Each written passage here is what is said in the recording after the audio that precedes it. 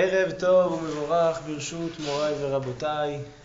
Bezrat Hashem, Itbarach, on étudie ce soir Parashat Toda Rabba, Parashat Chaye Sarah.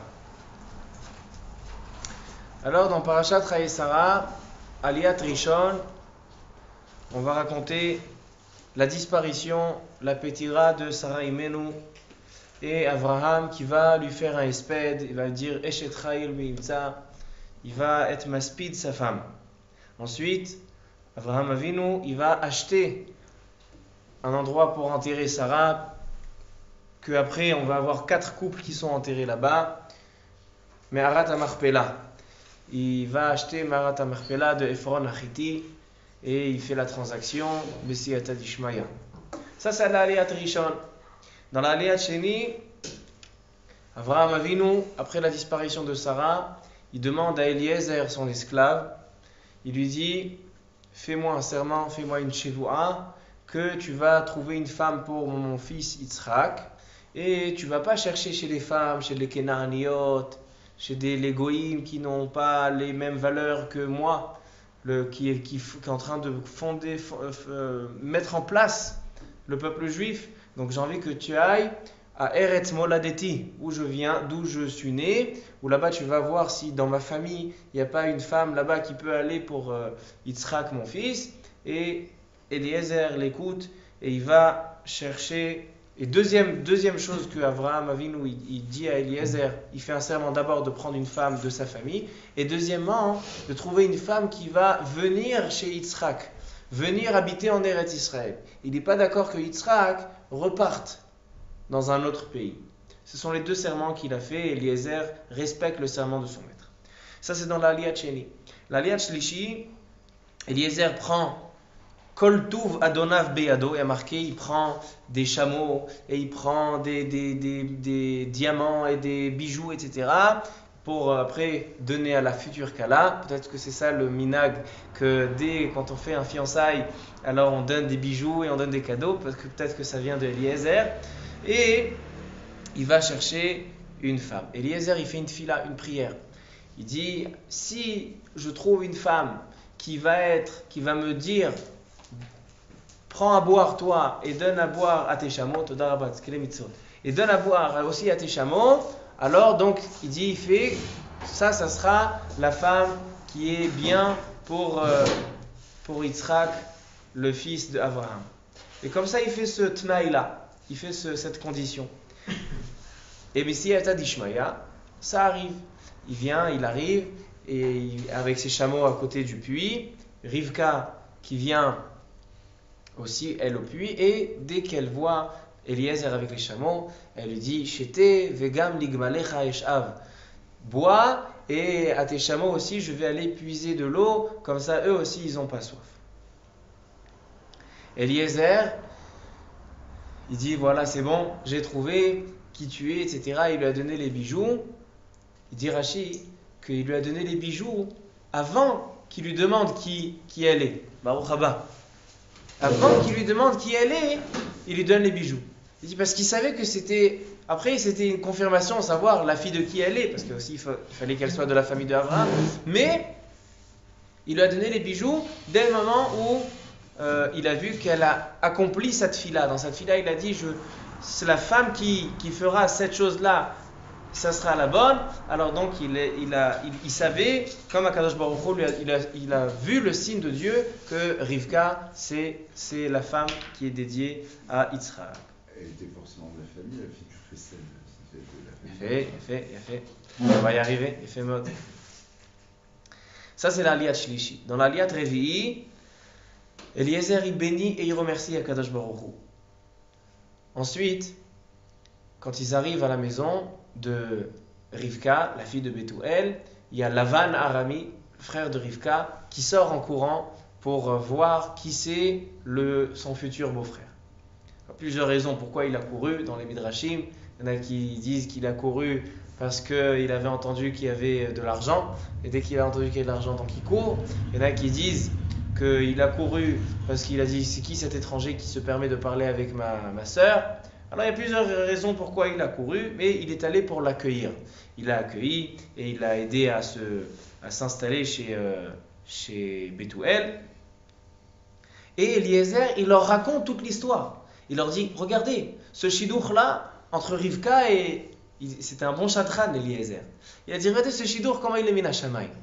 Il dit, j'étais, mon maître, Avraham Avinu, il m'a ordonné d'aller chercher une femme pour Yitzhak, et il m'a dit qu'il faut que ce soit de la famille, il faut que ce soit dans le pays, et une femme qui accepte de rentrer chez lui. Et regardez, j'ai fait une fila, et j'ai fait une condition que la fille qui va me donner à boire et à mes chameaux, et c'est exactement ce qui s'est passé, Mina Shamaim, Shidduch Mishamaim. Alors donc ils ont dit, Bethuel, Lavan, ils ont dit, ah vraiment, c'est Mina Shamaim. Alors donc, ok, alors on accepte. Le lendemain matin, il vient pour prendre Rivka et rentrer à la maison pour les marier, pour faire le mariage.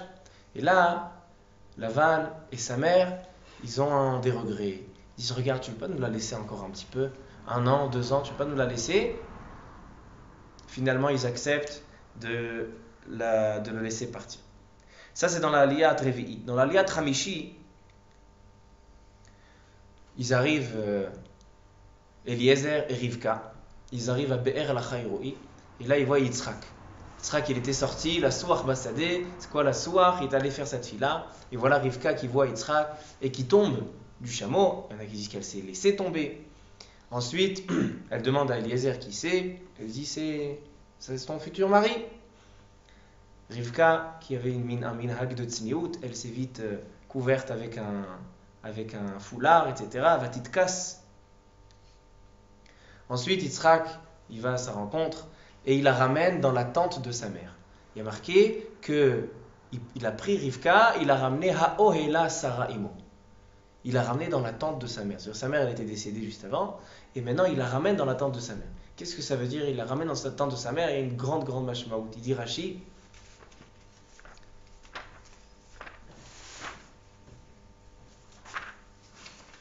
Il dit Rashi, c'est quoi? Il l'a ramené dans la tente de sa mère. Bah,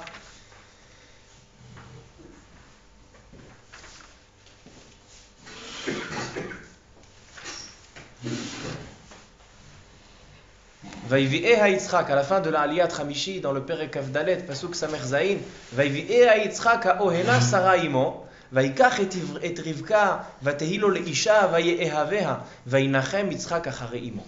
Il dit Rashi, Vaivi'eha ha'ohela, il l'a ramené dans la tente de sa mère. Qu'est-ce que ça veut dire? Vena'aset dugmat Sarah imo. Elle est devenue comme sa mère.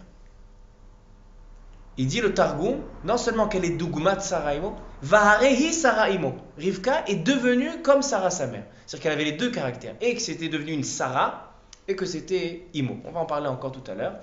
Et il dit Rashi, le fameux Midrash, que tant que Sarah était en vie, alors il y avait la bougie de Shabbat, Ner Dalouk Me'erev Shabbat, l'Erev Shabbat. C'est pour ça qu'Avraham Avinu, dans son Esped, il a dit Lotirbe Balayla Nera.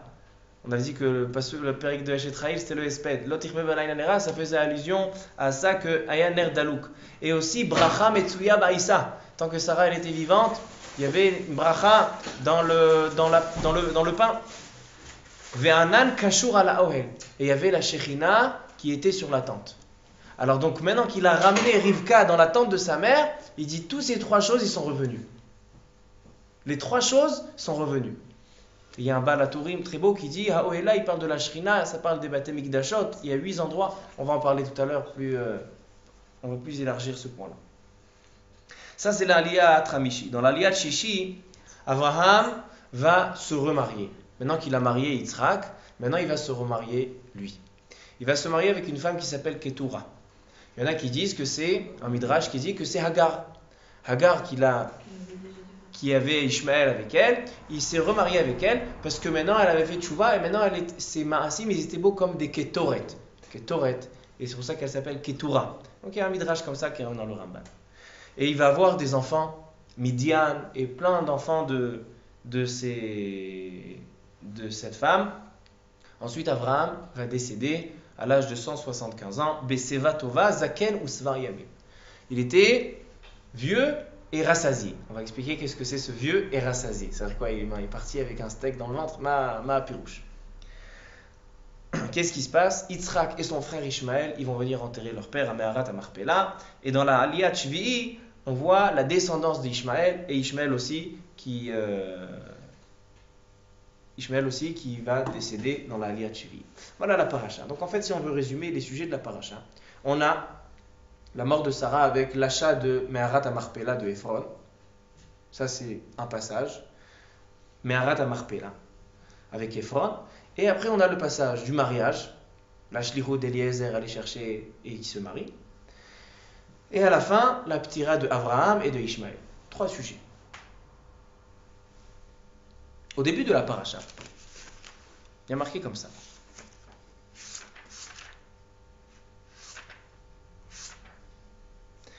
Vaïyu chaye Sarah.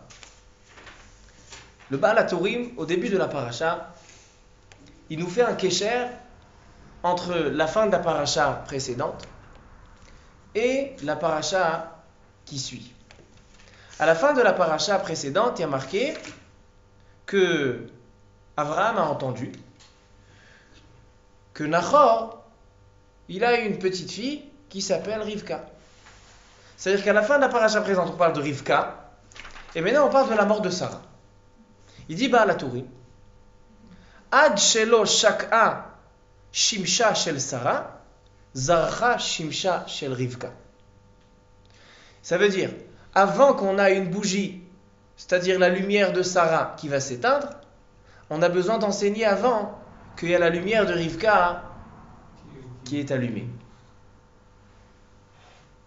Ça veut dire que si on dit que Yitzhak, il a ramené Rivka dans la tente de sa mère pour allumer la même bougie, le nerf qui était d'Olek, la shrina qui était là, ça veut dire que cette shrina-là, elle était née avant la disparition. Parce que Akadosh Baruch Hu ne voulait pas que le monde soit sans cette lumière et cette kedusha de Sarah Imenu. C'est pour ça qu'il a marqué à la fin de la paracha précédente la naissance de Rivka. Et ensuite, on peut dire que dans cette paracha, on a le décès de Sarah Imenu.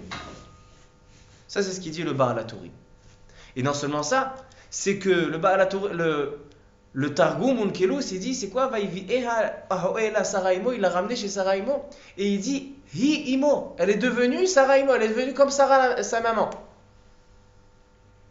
Ça veut dire que vraiment, il y a un lien fort entre Sarah et Rivka. Ce n'est pas seulement des personnes importantes, mais c'est une force qui est dans le monde, une force qui est dans la famille de Abraham, et qu'on ne pouvait pas se passer de cette énergie, de cette force incroyable, une seconde. C'est pour ça qu'on a d'abord la naissance de Rivka, ensuite la mort de Sarah.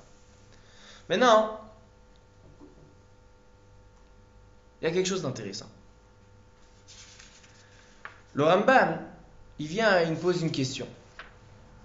Pourquoi on a besoin, la Torah elle a besoin de rallonger ses paroles pour dire qu'Avraham Avinu, il voulait acheter Meharat Amarpela, et on dit, voilà, il lui a proposé ça, tant et tant, et Ephron, il a dit non, je te le fais cadeau, et Avraham, par politesse, il a redit encore une fois, je te l'achète, il n'était pas d'accord sur le prix. Qu'est-ce que ça vient nous enseigner?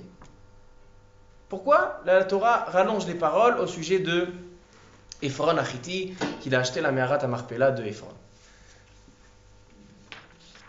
Il vient le Ramban, et il nous répond 5 réponses.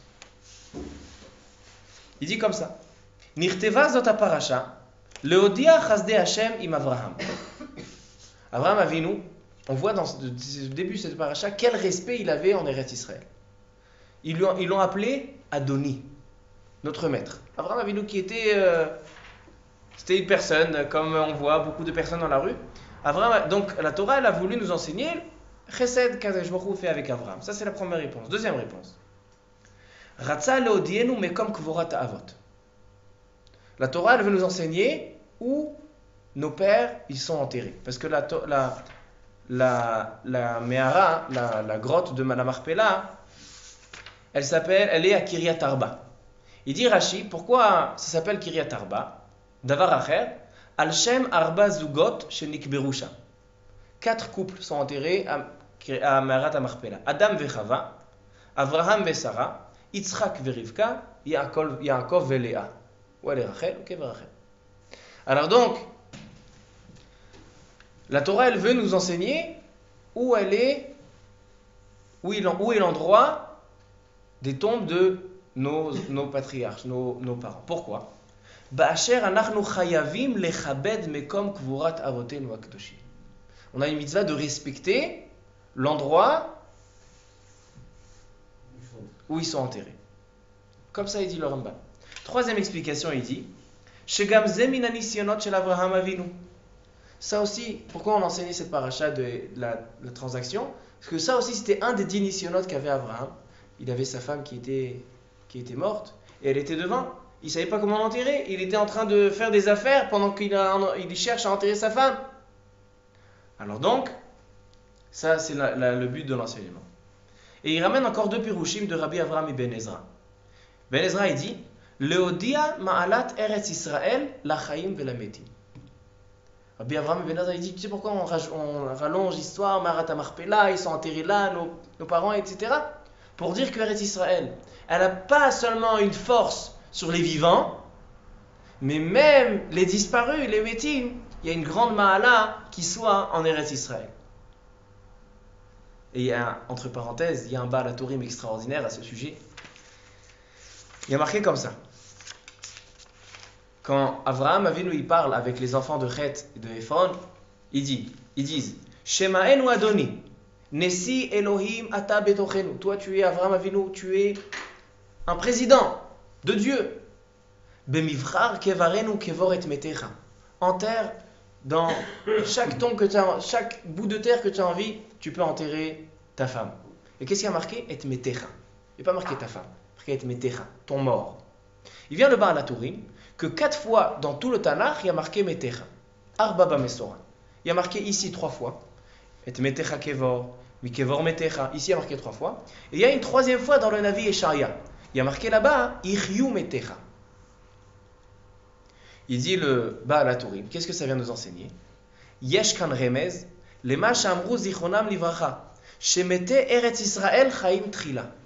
Ceux qui sont enterrés, morts et enterrés en Eretz Israël, eux à Triat Hametim, ils vont être vivants, ils vont ressusciter les premiers.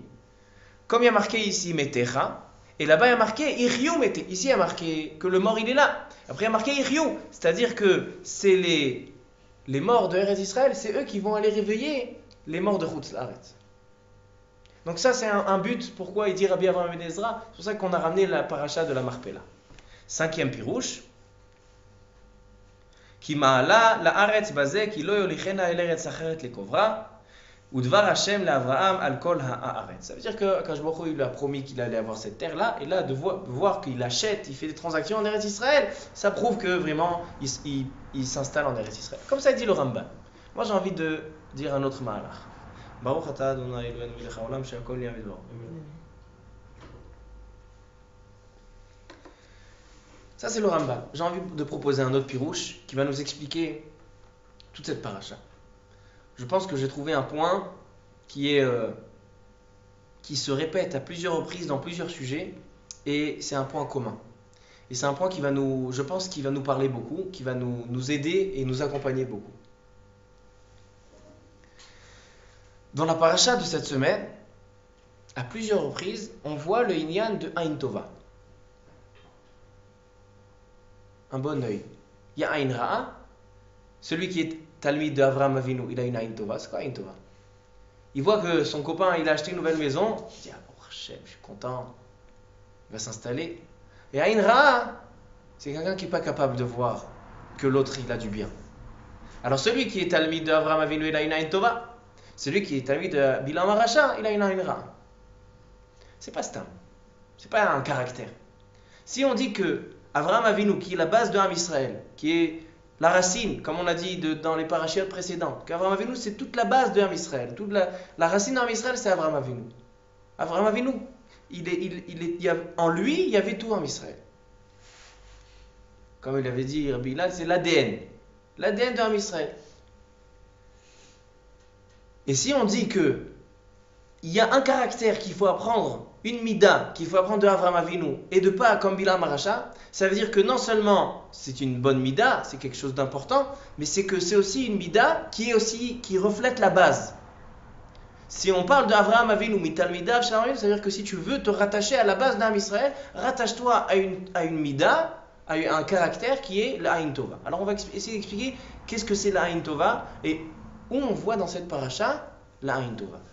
La Aïn Tova, on la voit, elle se répète sans arrêt dans cette paracha. Première fois.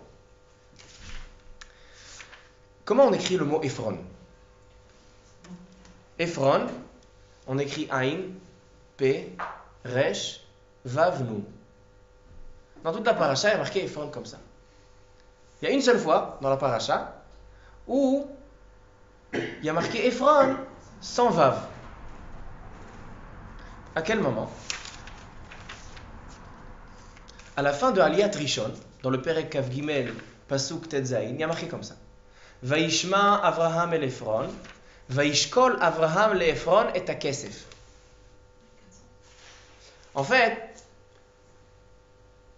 Avraham Avinu, il tenait à payer cette Me'arat HaMarpela. Il ne voulait pas l'avoir en cadeau. Et Ephron, il y en a qui disent qu'il faisait style, il faisait zarma. Il dit non, je te l'offre. Il était hypocrite. Et à la fin de la Aliyat Rishon, qu'est-ce qu'on voit? Que finalement, il prend l'argent. Il accepte avec joie, il prend l'argent. Vaishkol et ta kesef, arba meot shekel kesef, 400 de la monnaie, 400 shekels, envers la sochel. Et là, il y a marqué que quand Ephron il prend l'argent, il y a marqué Ephron sans vav. Qu'est-ce qui se passe? Il dit le Baal HaTurim. Ephron chaser ketiv. Il y a marqué Ephron sans vav. Rashi il a un pirouche, mais le Baal HaTurim, il dit Ephron sans vav, c'est gematria ra'ain.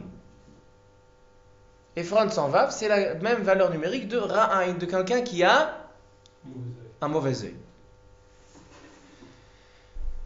Et plus que ça, il dit ve'ole arba meot. Et la gematria, elle est 400.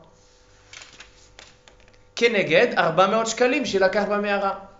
Puisqu'il a pris cet argent, c'est 400, il est ra'ain c'est 400, c'est Ephron 120. Comme ça, il dit le Baal HaTurim. Mais c'est d'Argamour. Alors on voit la première fois ce Inan de ra'ain. Où on voit encore un point de Aïn Tova.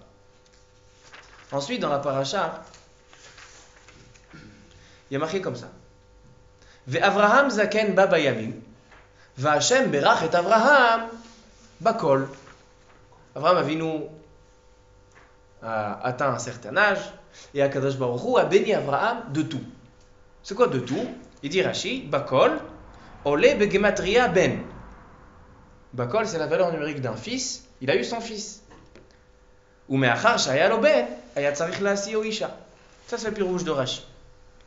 Le Ramban, il ramène une machloket dans la Gemara Baba Batra entre Rabbi Meir, Rabbi Yehuda et Acherim.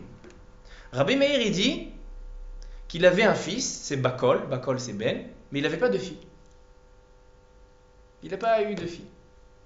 Rabbi Yehuda, il dit, il avait une fille. Acherim, ils viennent et ils disent, non seulement qu'il avait une fille, mais elle s'appelait Bakol. C'est pour ça qu'il y a marqué V'Hashem berach et Avraham Bakol. C'est sa fille, elle s'appelle Bakol. Des fois, il y a des noms un peu spéciaux. La semaine dernière, il y avait le Yortzai de Shlomo Karlibach, à la Vachalom. Et sa fille, elle est née Erev Shabbat, juste à l'entrée de Shabbat, à Ben Hashmashot. Et il a nommé sa fille, c'est ça le nom. Neshama Teora Sheyarda Laolam Erev Shabbat Ben Hashmashot. Voilà le nom. Des fois, il y a des noms un petit peu bizarres. Je ne sais pas à quelle saison fait avec la Teudat Zéhout. À Kol Panim, Acherim, ils disent, elle s'appelait Bakol. Et il dit le Ramban, si on dit qu'Avraham Avinu, selon Rabbi Meir, il n'avait pas de fille, alors comment tu peux dire qu'Akadosh Baruch Hu, il a béni Avraham de tout? Il n'avait pas de fille. Aujourd'hui, quand il y a quelqu'un, il n'a que des garçons, alors on fait une bracha, parce que tu as des filles. Quelqu'un, il n'a que des filles, on fait une bracha, que tu as des garçons. Quelqu'un qui a 2 filles, 2 garçons, les flabiotaires, il est au top. Alors comment tu peux dire? Il dit le Ramban, Avraham Avinu, il n'avait pas de fille, et ça aussi c'était une bracha. Pourquoi? Parce qu'Avraham Avinu, il savait que s'il a une fille, il faut la marier. Et s'il doit marier sa fille, il ne peut pas la marier avec les gens d'Eretz Israël, c'est tous d'Avodah Zarah, donc elle va se marier avec Avodah Zarah. Donc ici, il voulait qu'elle se marie avec sa famille qui est à Haran. Alors, et là, à ce moment-là, elle va se marier, mais elle va partir là-bas, elle va devoir sortir d'Eretz Israël. Donc il dit, il vaut mieux qu'il n'ait pas de fille. C'est une bracha. Ensuite, le Ramban, il allonge ses paroles de dire qu'en fait, ce Bakol, c'est quoi quand il a béni Abraham Bakol.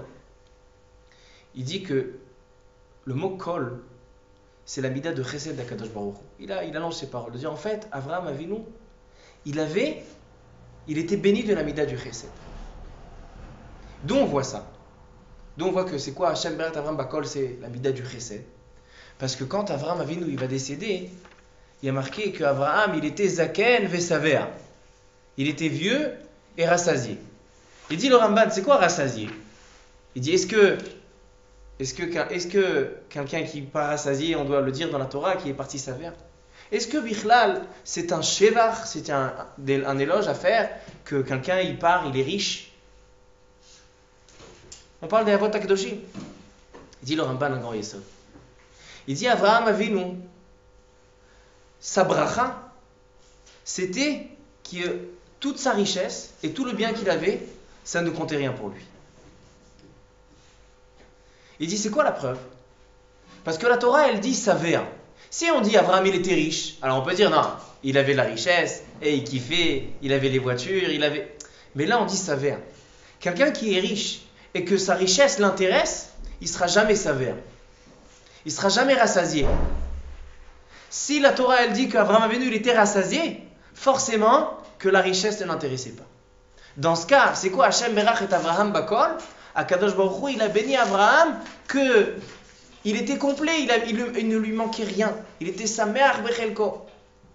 Ça c'est la bracha qu'on bénit Avraham. C'est que toute sa richesse ne l'intéressait pas. Maintenant, c'est quoi Aïn Tova? C'est quoi Aïn Tova et c'est quoi Aïn Ra'a? Aïn Ra'a, je ne peux pas supporter que l'autre il a une voiture. Je ne peux pas supporter que l'autre il ait réussi à s'acheter un appartement. Je ne peux pas supporter que l'autre il a ça, il a ça, il a ça.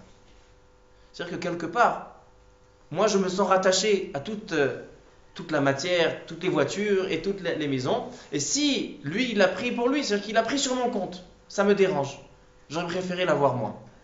C'est-à-dire que le fond, pourquoi quelqu'un il est Aïn Ra, le fond du problème, c'est qu'il est rattaché à ce que l'autre il a.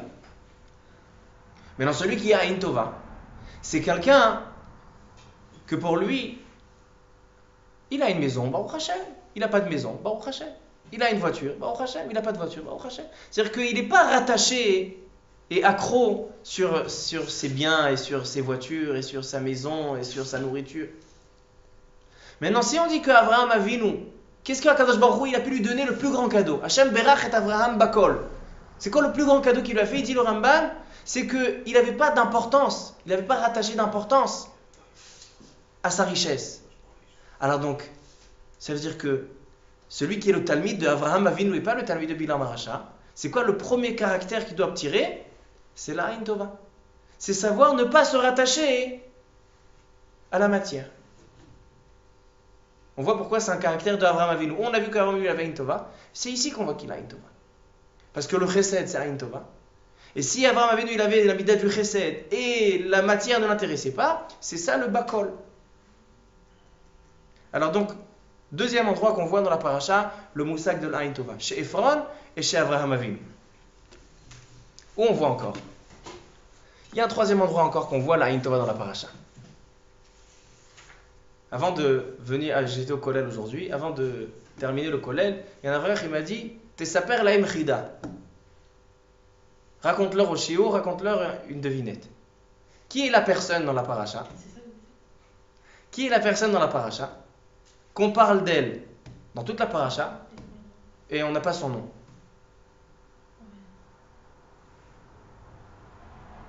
Une personne qui est vraiment centrale. Mais on ne parle pas d'elle. Il n'y a pas de réponse puisqu'il n'y a pas son nom. Il y a pas, alors quoi? À son nom, il n'y a pas de réponse. Eliezer Eved Avraham. Dans toute la paracha, il y a marqué l'esclave d'Avraham, Eved Avraham, Vayomer El Avdo. Le prénom Eliezer dans la paracha de cette semaine, il n'est pas marqué. Dans la paracha de la semaine dernière, il est marqué. Cette paracha, il n'est pas marqué. Comment ça se fait? C'est quoi un bon esclave? Eliezer, on le ramène, on va voir dans la paracha, il est ramené les Shevach. On va parler de Eliezer. Qu'est-ce qu'il a de spécial, Eliezer? Eliezer, c'est quelqu'un qui a pris serment pour respecter la parole de son maître et de faire une Messirut Nefesh. C'est un vrai esclave. Un vrai esclave, c'est quelqu'un que il va même pas dire comment tu t'appelles. Il va même pas dire je m'appelle Eliezer. Moi je suis l'esclave d'Abraham. C'est quelqu'un que toute sa personnalité, il l'a effacé pour servir son maître. Ça c'est un vrai évêque. C'est pour ça que dans toute la paracha, on parle de Eliezer, il va chercher, il va prendre, il la ramène, il raconte, il bénit, il demande. Mais son prénom, il n'est pas marqué. Parce qu'un vrai Eved, c'est quelqu'un qui s'efface devant son maître. Forcément, c'est une Aïn Tova. Quelqu'un qui est capable de servir son maître et de se consacrer toute sa vie avant même son nom. Comment on le reconnaît? Eved Avraham. Même pas par son prénom. Comment tu t'appelles? Eved Avraham. C'est la classe. Alors donc, ça c'est une Aïn Tova. Tu peux voir ça d'un autre côté. Qui a dit que c'était bien? Enfin maintenant, oublie le fait que ce qui est écrit dans la Torah, c'est... On est d'accord que c'est... Mais qui a dit que c'est bien de s'effacer son nom? Ma petite homme, Kadosh Baruch Hu, tu es né, tu as eu un nom. Tu vas voir pourquoi. Tu vas voir pourquoi il avait dit. Tu vas voir pourquoi. Très très bonne question. Tu vas voir pourquoi on a besoin d'effacer son nom. Abraham, c'est un titre. C'est un autre nom. On va voir. Vous dites, très très bonne question. Pourquoi on a besoin de s'effacer pour être gentil? Alors donc, combien d'endroits on voit le Aïn Tova? Ephron, Abraham et maintenant Eliezer. Encore une fois, on voit Aïn Tova. Eliezer, il dit à Kadosh Baruch Hu, la fille qui va sortir et qui va me proposer à boire et proposer à mes chameaux à boire, c'est la bonne fille. C'est celle-là qu'il me faut. Et quand elle arrive, non seulement qu'elle dit bois et donne à boire à tes chameaux, mais elle dit Gam ligmalecha eshav. Elle a rajouté non seulement que tu peux donner à boire à tes chameaux, mais aussi moi je vais me préoccuper d'aller puiser l'eau pour leur donner à boire. Vegam ligmalecha eshav.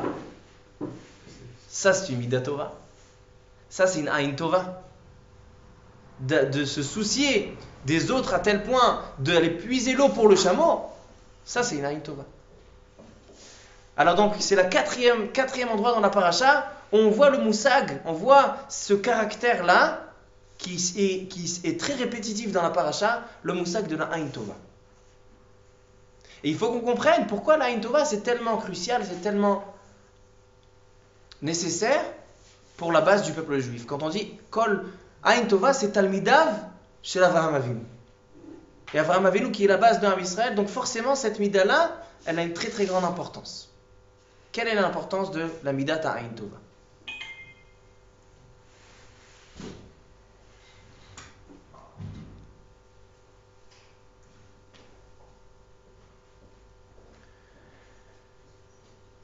Comment répondre à cette question? Il y a marqué dans la Gemara, Masechet Brachot, Masechet Baba Batra, Masechet Sota.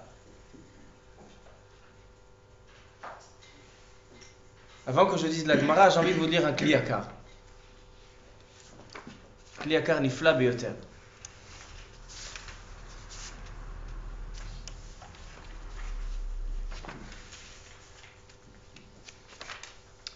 Ephron, on lui a enlevé le vav.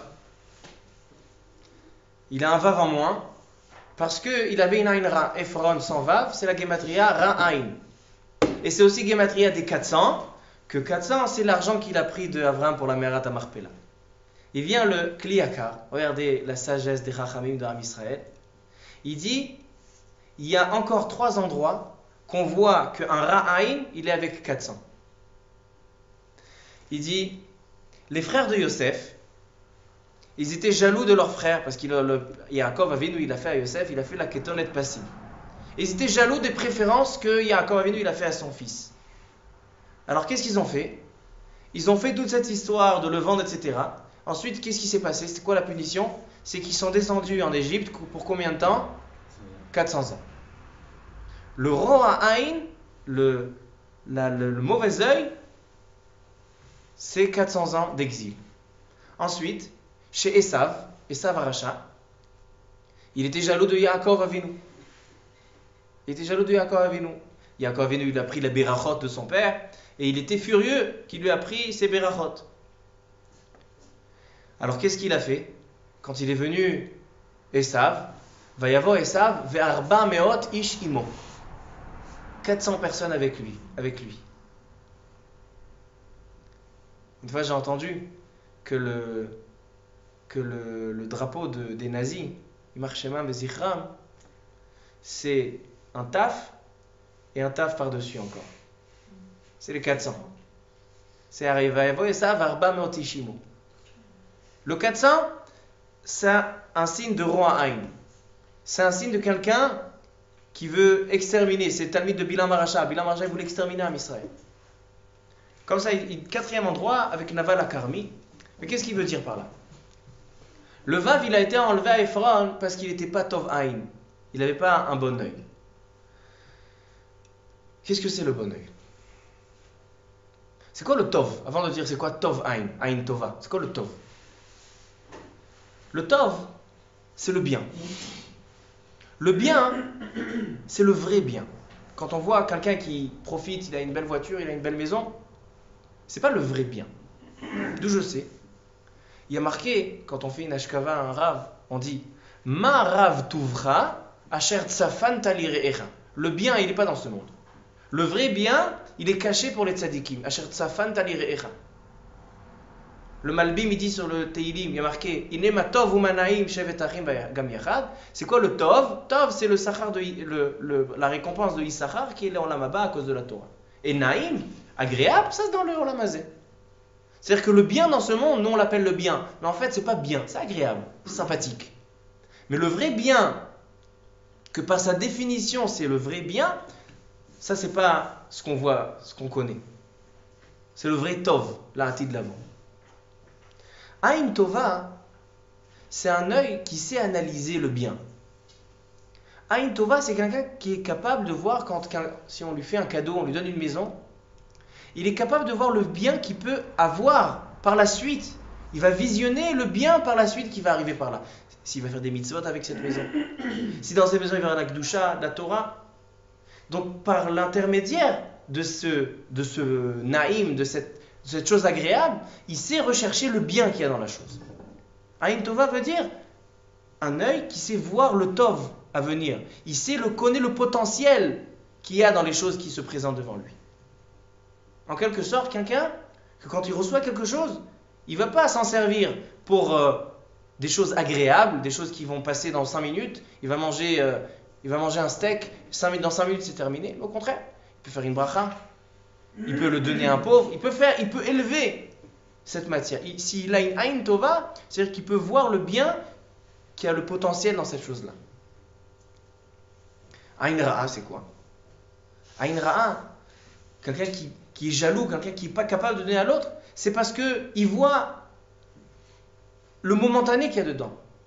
S'il a une Aïn Tova, il lui dit regarde, toi aussi tu es un juif. Si je te donne quelques pièces d'argent, tu vas acheter avec à manger et tu vas faire des brachot et tu vas élever cette nourriture.